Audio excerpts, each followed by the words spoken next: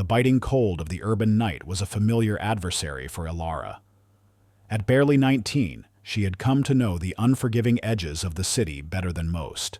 Her slim frame often curled into the recessed doorways of shuttered shops, seeking meager shelter from the relentless wind. Her breath fogged in the frigid air, a stark visual representation of her ephemeral existence on the fringes of a glittering, indifferent metropolis. The threadbare blanket she clutched offered scant warmth against the concrete's chill, and the worn-out shoes on her feet were little defense against the relentless ache in her muscles. Hunger was a constant companion, a dull, gnawing throb in her stomach that dictated her every waking hour. Ilara didn't beg openly. Her dignity, a fragile shield in a brutal world, prevented it. Instead, she sought scraps of work, collecting discarded cans and bottles, or sometimes helping the harried street vendors pack up their wares in the fading light, earning just enough for a stale pastry or a cup of lukewarm tea. Her eyes, often downcast and weary from lack of sleep, held a flicker of an inner world, a quiet intelligence and sensitivity that belied her ragged appearance. They were eyes that had seen too much hardship, yet still held a dormant spark of something resilient, something waiting to ignite. One afternoon, the scent of discarded fruit and stale bread drew her towards the bustling market district. She moved with a practiced fluidity, an almost invisible ghost navigating the throngs of people who bustled past, their faces bright with purpose, their lives brimming with things she could only dream of. As she sifted through a discarded crate of bruised apples, a soft cooing sound caught her attention. Beneath a fruit stall, nestled amongst fallen leaves, lay a small, injured pigeon. Its wing was bent at an unnatural angle, and it shivered violently, its small eyes wide with fear. Ilara's own stomach growled, a sharp reminder of her hunger. She had found a piece of stale bread, a rare bounty, and her first instinct was to consume it quickly, to quiet the gnawing ache. But looking at the bird, so vulnerable, so clearly in pain, her heart twisted. Compassion, a force stronger than her own immediate need, surged through her. Slowly, gently, she approached the pigeon. She carefully picked it up, cradling its small, trembling body in her hands. She tore off a strip of cloth from the hem of her worn shirt, fashioned a makeshift splint from a discarded twig, and tenderly bound the pigeon's broken wing. Then, with a sigh, she broke off a small piece of her stale bread, offering it to the bird. The pigeon pecked tentatively, then more confidently, a tiny creature finding solace in her unexpected kindness.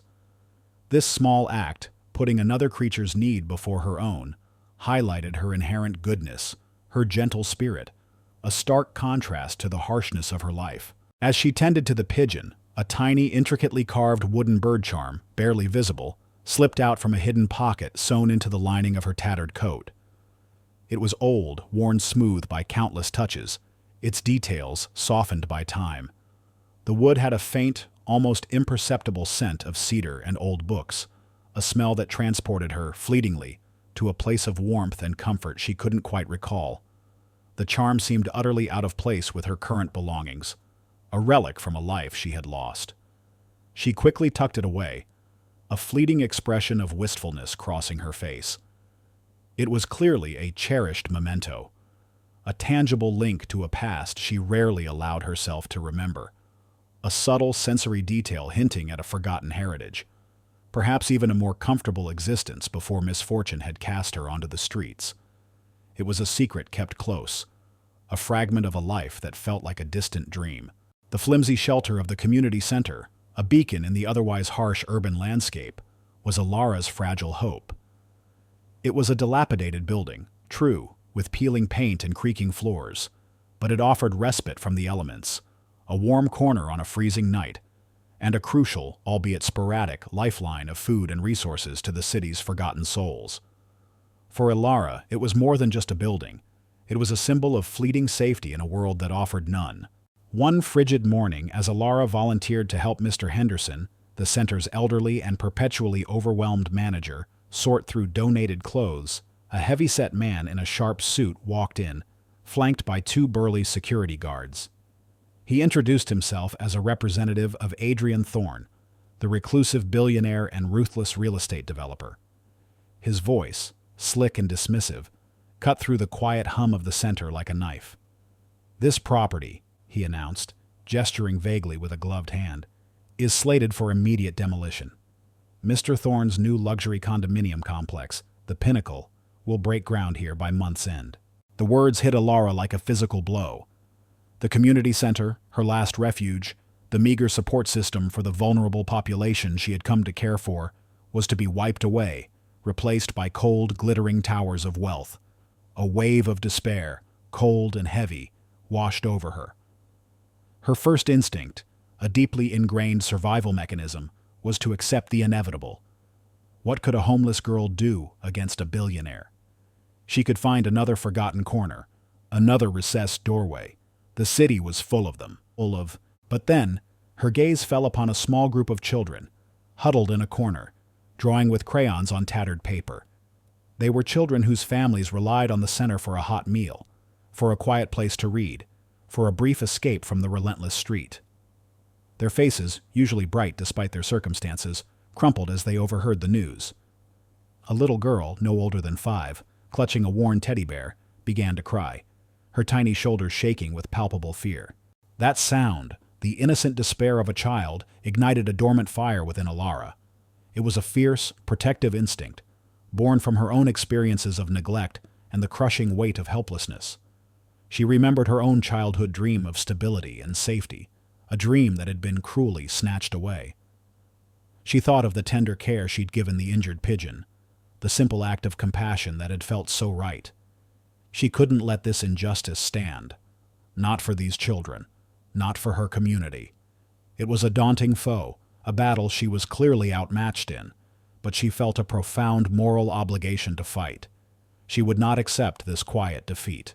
Later that day, as dusk painted the sky in bruised purples and grays, Alara overheard a hushed conversation between Mr. Henderson and the Thorne representative.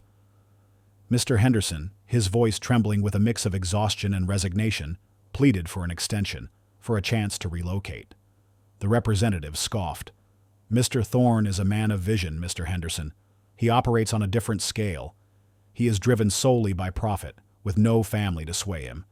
His focus is on progress, not sentimentality."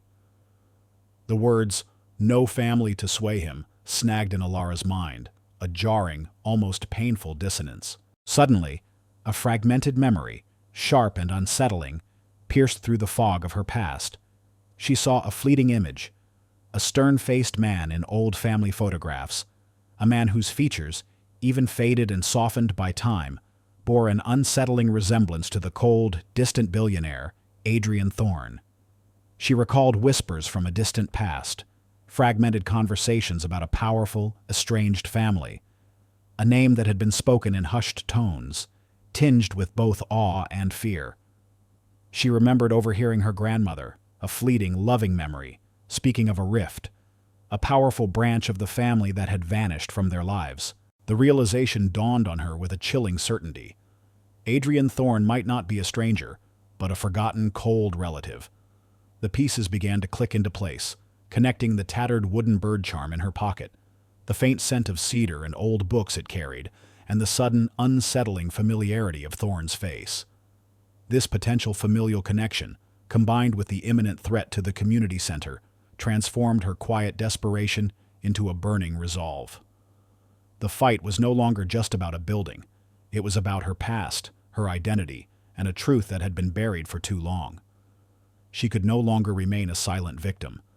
She had to confront Thorne, not just to save the center, but to uncover the truth of her own origins, linking her personal struggle to a much larger, buried family secret. This was her point of no return. The air at the Thorne Philanthropic Gala shimmered with an almost suffocating opulence.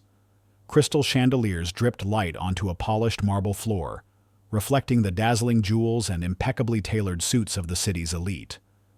The scent of expensive perfumes and gourmet canapes hung heavy, a stark contrast to the familiar urban grit Alara knew. Her heart pounded, a frantic drum against her ribs, as she moved through the glittering crowd. She was disguised, barely, in a borrowed, ill-fitting white catering assistant's shirt and black trousers, a stark contrast to her usual tattered clothes. The uniform was a thin shield, but it allowed her to blend, a shadow among the light, slipping through the chaos of servers carrying trays.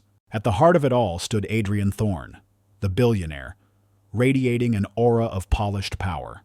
He was a cold, calculating man, his charm, when deployed, as sharp and precise as a surgeon's scalpel.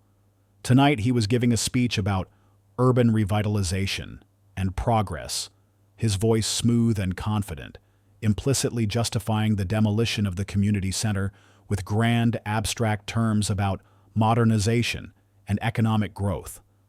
Alara watched him, a knot of dread and fierce determination twisting in her stomach. He was the Type A antagonist, driven by an insatiable desire for control and wealth, wrapped in a veneer of public benevolence. As Thorne briefly stepped away from the main cluster of admirers, accepting a glass of champagne from a passing waiter, Alara seized her chance. Her palms were sweating, but her resolve was iron. She approached him, moving as discreetly as possible, her eyes fixed on his profile. "Mr. Thorne?" she murmured, her voice barely a whisper above the din. He turned, his gaze dismissive, then hardening as he took in her slightly disheveled appearance. "Can I help you, miss? Are you part of the catering staff?" His tone was polite, but edged with an unmistakable disdain. Without a word, Alara reached into the hidden pocket of her coat. Her fingers closed around the small, intricately carved wooden bird charm. She held it out just enough for him to see, for the light to catch its worn, ancient surface. Thorne's face, usually a mask of controlled composure, flickered. A flash of shock, raw and undeniable, crossed his features. His eyes, cold and calculating just moments before, widened, then narrowed into icy slits of recognition. He stared at the charm, then at Alara, a sudden venomous disdain replacing the shock.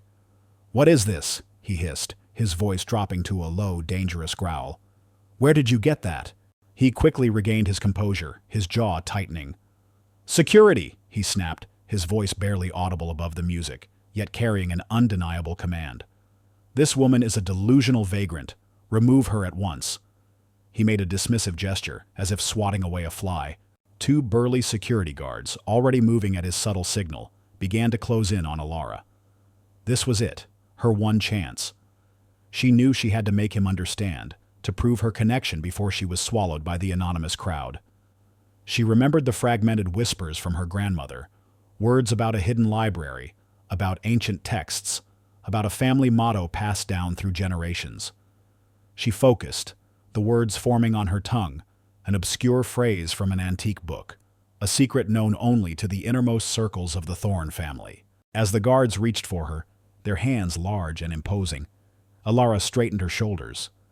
Her voice, though soft, carried a surprising force, cutting through the murmurs of the gala like a silver thread.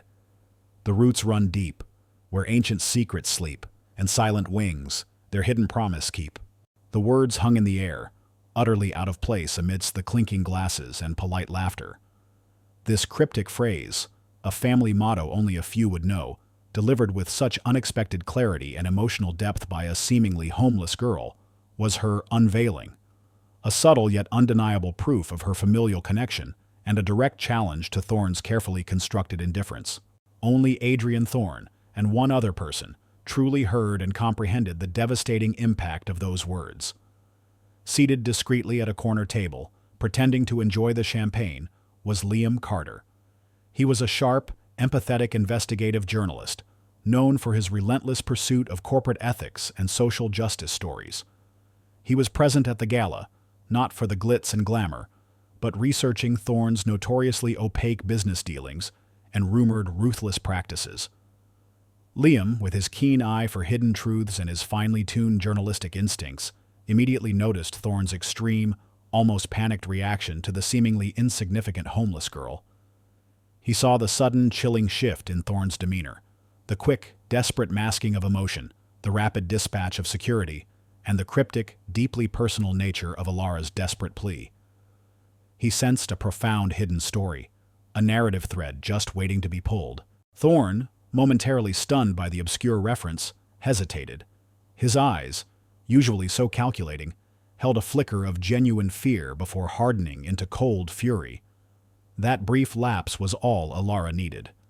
The guards, confused by the poetic outburst, briefly faltered in their approach. Alara used the moment, ducking past them and slipping into a service corridor, melting away into the labyrinthine back passages of the grand hall. Thorne, recovering quickly, barked orders at his security team. "Find her, now, and get that charm. It's vital." His composure was visibly shaken, but he quickly regained his steely control, forcing a strained smile back onto his face as he returned to the main stage, continuing his speech about visionary leadership, with an unnerving, forced sincerity. He immediately dispatched his ruthless head of security, Ms. Albright, a woman known for her icy efficiency and complete lack of scruples, to deal with Alara. "Bring her to me," he instructed, his voice low and dangerous. "And that charm. Ensure she disappears permanently once it's retrieved. No loose ends."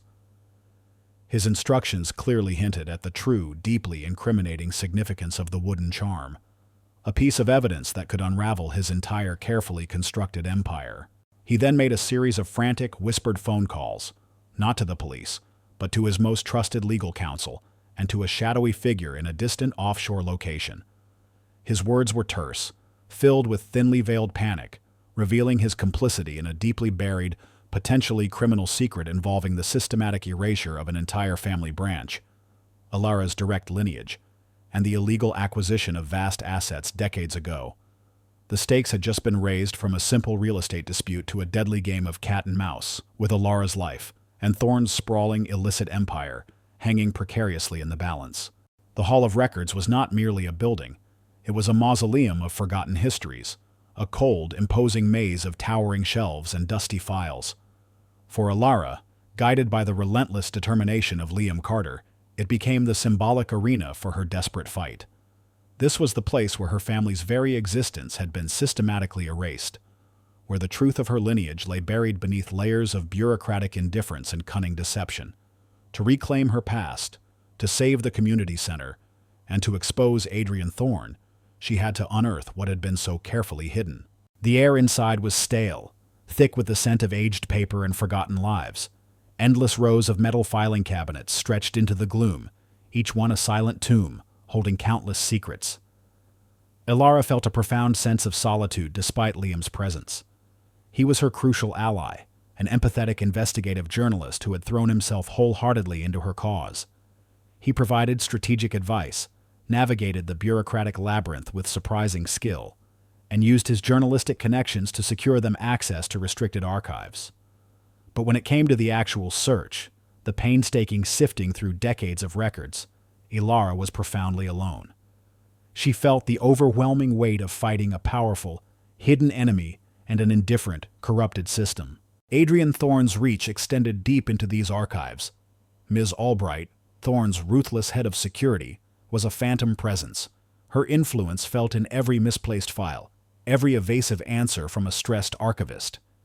She had bribed key personnel, her network of informants active even within these hallowed halls. Surveillance cameras, subtly installed by her team, tracked every movement, turning their quest into a deadly game of cat and mouse. Alara felt the constant, chilling awareness of being watched, hunted. Her physical and mental endurance, already stretched to their limits by years of homelessness, were now pushed past the breaking point. Every dusty aisle seemed to stretch endlessly, every hour spent fruitless, every breath a testament to her sheer will. "They're delaying us, Alara," Liam murmured, his voice tight with frustration, as yet another archivist claimed a crucial set of deeds was out for digitization, with no clear return date. "Albright's got someone on the inside. We're losing time." The pressure was immense, a vice tightening around them. Adrian Thorne was scheduled to host a major press conference within 24 hours. He would announce the groundbreaking of The Pinnacle, his luxury condominium complex, on the very site of the community center. This grand charade would not only irrevocably destroy the haven that meant so much to Alara, but would also solidify Thorne's public image as a visionary developer, erasing any lingering doubts about his past. If Alara failed to emerge with irrefutable proof before then, her family's truth would remain buried, and the community center would be reduced to rubble. Adding to the terror, Ms. Albright, Knowing Alara was attempting to access the very records that could expose Thorne's monumental fraud had given her security team a chillingly tight deadline. Find the girl by dawn. Ensure she vanishes. The city outside became a vast, hostile hunting ground, and Alara, the unwitting prey. Every shadow seemed to hold a threat. Every unexpected sound sent a jolt of ice through her veins. The clock was ticking down, not just on the community center's fate, but on Alara's very survival and the potential for any form of justice. "We need to focus on the oldest records," Alara whispered, her voice hoarse from the dust and strain. "The ones from before Thorne truly consolidated his power. My grandmother. She kept talking about a hidden branch. Documents that were never properly filed. She remembered snippets of her grandmother's stories, tales of old family feuds and forgotten inheritances, dismissed as rambling by others but now imbued with urgent meaning." Liam nodded, his brow furrowed in concentration. They moved deeper into the archive's oldest, most neglected section, where the air was even colder and the dust motes danced in the anemic light filtering from distant, grimy windows. Boxes of brittle, yellowed paper loomed over them, rows upon rows of forgotten lives. Alara's fingers, raw and aching, traced the faded labels on countless anonymous folders. Each one was a potential dead end, but she refused to give up. "Are you sure you want to keep going?" Liam asked softly, noticing the tremor in her hands, the exhaustion etched on her face. "This isn't just about the center anymore, is it? It's about your family. You don't have to do this alone." Alara shook her head, her gaze fixed on the shelves, her jaw set with grim determination. "No, this is my fight, my truth." She thought of the wooden bird charm in her pocket, a small tangible link to a past she barely knew but fiercely believed in.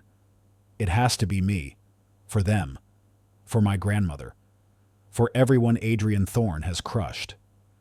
She felt the overwhelming burden of battling a powerful hidden enemy and an indifferent system, but also a fierce, unyielding resolve. She was small, and she was tired, but she was no longer broken. She was a survivor, and she knew how to fight for what mattered. After what felt like an eternity, her fingers brushed against a section of shelving that seemed subtly different. A false back, perhaps, or merely a forgotten alcove. Behind a stack of larger, clearly labeled corporate files, she felt something small, thin, and strangely soft. She pulled it out. It was a dusty, leather-bound ledger, its cover cracked with age, completely uncatalogued. The faint scent of cedar and old books emanated from it, stronger now. Her heart hammered in her chest. A sudden, sharp clang echoed from the main entrance of the annex. The heavy metal door shuddered. Footsteps. Loud, decisive. Ms. Albright. She had found them. Alara gripped the ledger, her eyes locking with Liam's. The gauntlet wasn't over. It had just begun. The triumphant glint of the dusty, leather-bound ledger in Alara's trembling hands was short-lived. As she pulled it free from its hidden alcove, the heavy metal door of the Hall of Records annex shuddered violently, then burst open.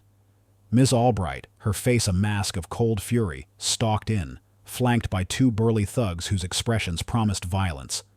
Their footsteps echoed ominously in the vast, silent archive, a stark intrusion on the sanctity of forgotten history. "Give us the documents, girl," Albright snarled, her voice a low, dangerous growl that cut through the silence. "Or things will get very unpleasant." Alara's heart hammered against her ribs, a frantic drum of adrenaline. She clutched the ledger tighter, its cracked leather digging into her palm. She couldn't fight them physically. She was too small, too exhausted. But she had found her truth, and she wouldn't surrender it. Her eyes darted, assessing the dimly lit, labyrinthine stacks of shelves around them. Years ago, a kind nanny from her earliest, foggiest memories had taught her rudimentary self-defense, playful lessons disguised as games. Now, those long-forgotten instincts flared to life. The thugs lunged, a coordinated pincer movement. Alara didn't engage in a direct confrontation. She moved with a surprising, almost desperate agility, honed by years of navigating treacherous streets. She ducked under a reaching arm, sidestepped a heavy blow, using the very environment as her shield. She spun, pulling down a stack of heavy bound volumes from a high shelf, sending them crashing to the floor with a deafening thud that disoriented her pursuers. She scrambled over a low cart filled with archival boxes, her movements fluid and desperate.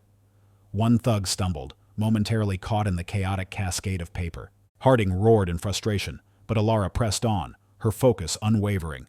She reached the next aisle, pulling a heavy filing cabinet, just enough to block their immediate path. She heard their frustrated curses, the crash of more toppling books. She had to move faster. She knew she had mere minutes before they overwhelmed her. In her frantic haste, as she scaled a wobbly ladder to escape to an upper tier of shelves, her tattered coat snagged. The ledger, still clutched in one hand, pulled loose, and the crucial documents within spilled out, fluttering down like oversized, ancient confetti onto the dusty floor below. For a split second, a chilling despair seized her. It seemed she'd lost, her proof scattered, her chance gone. But as she descended the ladder, her hand instinctively snatched at two specific pieces of paper. A faded original will and testament, its elegant script clearly naming her grandmother, a woman whose name she barely remembered, as the primary heir to a significant portion of the Thorne fortune, circumventing Adrian. And a chillingly precise handwritten confession from a long-dead family lawyer, detailing Adrian Thorne's decades-old scheme to forge documents, suppress evidence, and orchestrate the legal disappearance of Alara's direct bloodline to secure his illicit inheritance. The tiny, worn wooden bird charm, still clutched tightly in her other hand, felt like a burning ember, a personal totem of her truth. Alara shoved the documents into her pocket, the rustling paper a symphony of vindication. She didn't look back. Bursting through a little-used emergency exit, she found herself in a grimy alley. She raced towards the City Hall Plaza, the sounds of distant sirens and a booming announcer's voice growing louder with every pounding heartbeat. This was it, the groundbreaking. The plaza was a dazzling spectacle of media and power. Adrian Thorne stood on a brightly lit stage, flanked by smiling dignitaries, his hand resting proprietarily on a gleaming, ceremonial shovel. A massive LED screen above him displayed his perfectly composed face as he spoke, his voice smooth and confident about the Pinnacle, his visionary luxury condominium complex, rising from the ashes of neglected urban spaces. Alara pushed through the surging crowd, her breath ragged, her lungs burning. She saw Thorne raise the shovel, ready to strike the ground. She saw Ms. Albright and her team, emerging from a side street, spotting her. Albright pointed, shouted orders. Alara braced herself. A hulking thug lunged. Alara narrowly evaded the tackle, stumbling, her foot catching on a loose paving stone. She pitched forward, and the precious documents, loose in her tattered coat pocket, flew out, scattering across the polished plaza, some fluttering precariously close to the stage. For a split second, it seemed she'd lost. Her proof was scattered, her chance gone, her family's truth destined to remain buried forever beneath Thorne's lies. This was the bated breath moment, where all hope seemed to evaporate into the indifferent city air. But then, a blur of motion. Liam Carter, having anticipated Alara's bold, desperate move, was already positioned nearby. He stood with his own camera crew, live streaming the event for his investigative news outlet, a direct competitor to the mainstream media Thorne controlled.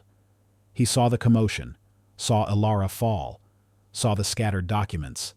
His keen journalist's eye immediately spotted the antique legal seals on the will and the distinctive, archaic handwriting on the confession. He knew what they were. "Truth!" he yelled, his voice cutting through the rising murmur of the crowd. Without hesitation, Liam raced forward, his every movement purposeful, oblivious to the jostling crowd and the shouts of Thorne's security. He scooped up the documents, his fingers surprisingly nimble, and thrust them, still fanned out, into the hands of a bewildered live TV reporter from a major network whose microphone was already broadcasting Thorne's speech to millions. "Read this," Liam urged, his eyes burning with urgency. "It changes everything." The reporter, initially startled by the sudden appearance of the disheveled journalist and the frantic documents, quickly processed the visual. He turned the microphone towards the papers, his voice wavering slightly as he began to read aloud, live on air, excerpts from the medical report. detailing the unique injury, the blood type, the undeniable markers. Then, his voice gaining strength, he read from the original will, the legal clauses granting vast estates to Alara's grandmother. Finally, he read from the chilling confession, the words of Thorne's decades-old scheme to forge documents and orchestrate a disappearance, broadcast for all to hear. On the massive LED screen above the stage, Adrian Thorne, mid-speech, his face contorted in a triumphant smile, faltered. His eyes, fixed on the monitor showing the live feed, widened in horrifying recognition. He saw Alara, disheveled but resolute, standing amidst the chaos, holding the wooden charm. He heard the damning words of the confession, amplified across the plaza, echoing his deepest, darkest secret. His smug facade cracked, shattered into a million pieces before the eyes of the entire world. The audience, initially confused by the sudden interruption, hushed into a stunned collective silence. Then, a collective gasp rippled through the plaza as the horrifying, undeniable truth, a massive, decades-long family betrayal and criminal conspiracy, hit them. The live broadcast, now chaotic and unscripted, cut wildly between Thorne's horrified, ashen face, Alara's resolute, weary stare, and Liam Carter's live camera feed, showing the shocking documents being displayed, their contents read aloud. Thorne's narrative of visionary development collapsed, replaced by the undeniable reality of his profound criminal deceit.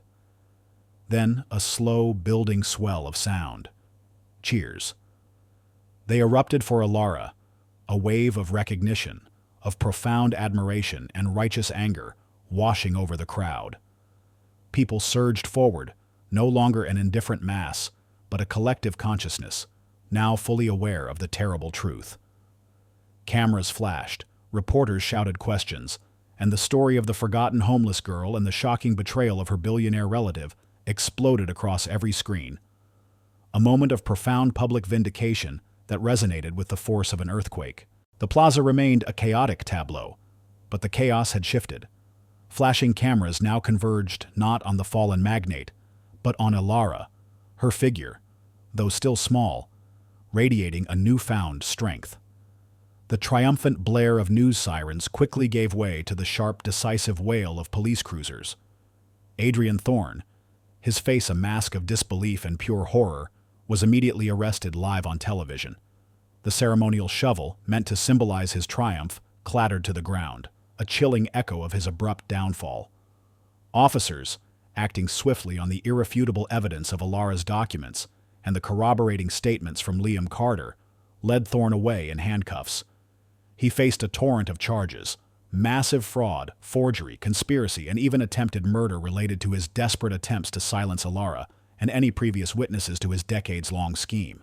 The investigation that followed was swift, brutal, and utterly merciless.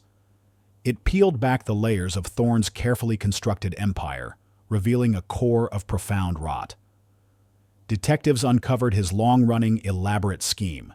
Capitalizing on the chaos of a distant family tragedy, he had systematically orchestrated the legal death and disappearance of Alara's direct bloodline, forging documents, suppressing evidence, and manipulating legal loopholes to seize a vast, unimaginable family trust and countless properties that rightfully belonged to her grandmother's branch of the family. His sprawling real estate empire, including the Pinnacle Project, crumbled overnight. His vast wealth was seized by authorities, and his meticulously cultivated public image, that of a visionary philanthropist, was irrevocably destroyed. Adrian Thorne became a damning symbol of corporate greed and familial betrayal, his name forever synonymous with deceit.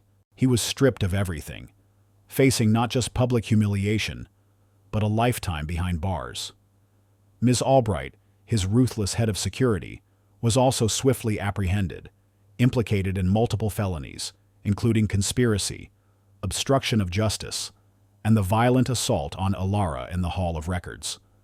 Her loyalty to Thorne ultimately sealed her own dark fate, leading her to face severe criminal charges. For Alara Vance, the initial shock of vindication slowly gave way to a profound, almost overwhelming sense of relief. The whirlwind of media attention eventually subsided, leaving behind a quiet, burgeoning sense of peace. She was unequivocally proven alive, Her true identity restored, not just legally, but in the eyes of a world that had once dismissed her. Her long-lost family inheritance, a fortune beyond her wildest imaginings, was finally returned to its rightful owner. But Alara, having endured years of destitution and betrayal, had no interest in personal luxury or opulent living. Her heart, shaped by the harsh realities of the streets and the quiet dignity of Mr. Henderson's community center, guided her choices. Her newfound resources were not for personal indulgence. They were for a far more meaningful purpose. Her first act was to immediately halt the demolition of the community center. Instead, she fully funded its complete renovation and expansion, transforming it into a modern, thriving hub for education, social services, and artistic expression for Willow Creek's most vulnerable populations. She personally oversaw every detail, from comfortable study nooks to bright, airy communal spaces. She renamed it the Phoenix Haven, a powerful symbol of rebirth and resilience rising from the ashes of neglect. Within months, it became a vibrant sanctuary, offering warmth, learning, and hope to hundreds. Beyond the Haven, Alara recognized the profound digital divide that often trapped disadvantaged communities. She used her resources to establish the Viridian Initiative, a global nonprofit dedicated to fostering digital literacy and ethical AI development in underserved communities worldwide. Her vision was clear: to empower young people with the technological skills and moral compass to use innovation for good, to bridge gaps, not widen them. This gave her life a purpose far grander than she could have ever imagined, healing not just her own past, but actively shaping a better future for countless others across the globe. Weeks later, a quiet, almost serene afternoon found Alara sitting with Liam Carter in a newly furnished, brightly lit office at the heart of the original Phoenix Haven. Sunlight streamed through a large window, illuminating newly painted walls and sturdy, comfortable furniture. The room, once a dingy storage closet, now hummed with the joyful sounds of children in a new learning lab down the hall and the quiet conversations of adults accessing resources. It was a stark, comforting contrast to the grimy alleyway Alara had once called home. Liam, now a celebrated investigative journalist for his role in exposing Thorne, and a dedicated active board member of the foundation, smiled softly. "It's incredible, Alara," he said, gesturing around the vibrant space. "From sleeping in doorways to building this, you've achieved something truly extraordinary." Alara, now dressed in simple, elegant clothes that reflected her inner serenity, not ostentation, looked at the small, intricately carved wooden bird charm. It was no longer tarnished or dull. Liam had, without her knowing, taken it to a discreet jeweler, having it meticulously cleaned and polished. It now hung on a delicate silver chain around her neck, gleaming softly in the afternoon light, its intricate engravings beautifully restored. "It was my anchor, wasn't it?" she mused, turning the charm over in her fingers. "It reminded me who I was. It reminded me of the promises I made to myself, to my grandmother, to never let the past define me." She looked at the faded photograph of the young Eleanor in her locket, now a private, poignant reminder of what was lost, but also of the strength she found. "It reminded me that even when I had nothing else, I still had my truth. And that, Liam," she added, looking at him, her eyes shining with a profound gratitude, "that was everything." Her journey, once marked by suffering and profound betrayal, was now illuminated by an unwavering purpose, a testament to the enduring power of kindness and the relentless pursuit of justice. The once familiar bitterness of the urban wind no longer carried the sting of indifference for Alara Vance. Now 23, her frame was no longer gaunt, but strong and graceful, her spirit vibrant, her eyes alight with a profound sense of peace and purpose. Willow Creek, once a backdrop for her despair, had become a thriving testament to her enduring compassion. The Phoenix Haven, which she had painstakingly brought to life, had flourished beyond her wildest dreams. It was no longer a nascent project, but a national model, with bustling branches in 5 major cities across the country, providing comprehensive support to thousands of formerly homeless individuals and families. Alara, though no longer directly managing the daily operations, remained the Haven's guiding spirit. She was a beloved fixture, often seen walking through the communal spaces, her presence a quiet anchor for those still navigating their own paths to recovery. She would sit with young residents in the new learning labs, her hands gently guiding them through coding exercises, sharing stories of her own struggles and triumphs. Her words were always gentle, always encouraging, carrying the weight of lived experience and the light of hard-won hope. Her life, once defined by loss and isolation, was now overflowing with purpose, camaraderie, and the profound satisfaction of truly making a difference. She was honored as a hero, not just for her tenacity in seeking justice, but for her enduring compassion and her unwavering commitment to lifting others. Ilara dedicated a significant portion of her time to ensuring that no other deserving young person would suffer her fate. She became a passionate advocate for digital literacy and ethical technology use on a national level. Her voice, once a whisper, now clear and resonant as she advised congressional committees on equitable access to technology. She didn't just speak, she acted. Collaborating closely with Liam Carter, her steadfast ally, who had since won a Pulitzer for his investigative journalism that exposed Adrian Thorne, she co-authored a memoir titled The Locket's Promise, From Shadows to Light. The book, a raw and poignant account of her life, from her forgotten childhood to her years of destitution and ultimate reclamation, became an unexpected bestseller. It resonated deeply with readers across the nation, inspiring widespread empathy for the homeless and driving significant, tangible policy changes within government funding allocations for community support programs. Crucially, a significant portion of the book's proceeds went directly back to the Phoenix Haven Foundation and the Viridian Initiative, ensuring their long-term sustainability and continued expansion. The Viridian Initiative had also soared, establishing innovative digital learning centers in underserved communities globally. Ilara personally led workshops, teaching young people, especially girls, how to code, how to critically analyze information, and how to use technology as a tool for social good. She also established the Thorne Truth Scholarship, an irony not lost on her, fully funding higher education for bright, ambitious students from impoverished families, ensuring that talent, unlike her own past, was never suppressed by circumstance.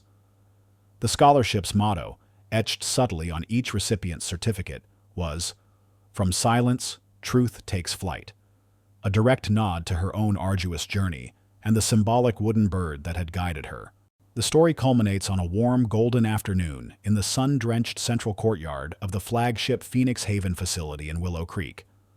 The courtyard, meticulously tended by residents and volunteers, was a vibrant oasis of calm, alive with the buzzing of bees, the soft murmur of conversations, and the distant, joyful sounds of children.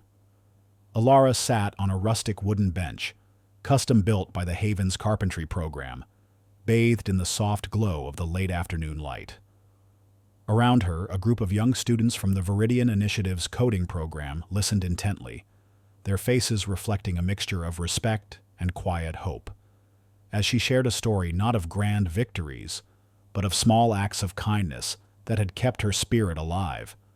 These young individuals, once facing uncertain futures, were now empowered and thriving, their eyes holding the promise of new beginnings, a testament to the Haven's transformative power. In her hand, Ilara held the original, now beautifully polished wooden bird charm.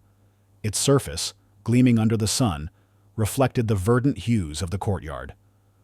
The little wooden bird, now incorporated into the Haven's logo, was carved into the backrest of the bench where she sat, its wings outstretched in hopeful flight.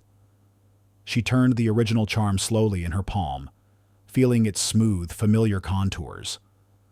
The faint scent of cedar and old books still lingered, but now it mixed beautifully with the fresh scent of blooming flowers and the vibrant energy of countless lives being transformed.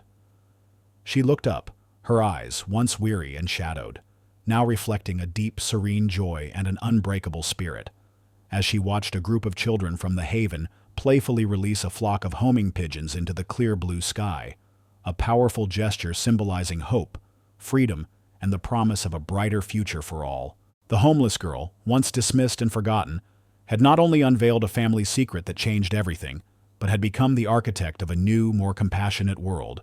If this story stirred your heart, if it reminds you that courage can alter destinies, and that light always finds a path, even in the deepest darkness, please leave a comment. Share this story with those who need inspiration. Like, subscribe, and hit the bell to never miss our upcoming narratives that delve into the profound human spirit and the power of unseen heroes. Thank you for joining our journey.